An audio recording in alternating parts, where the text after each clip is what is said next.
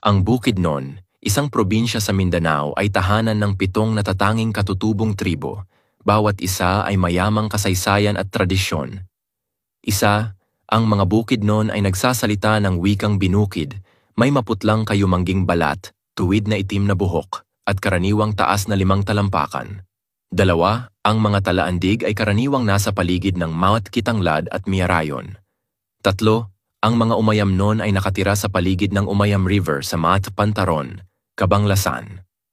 4, ang Pulangian Manobo ay nasa Upper Pulangi River, kasama ang Zamboanguita at Bendum.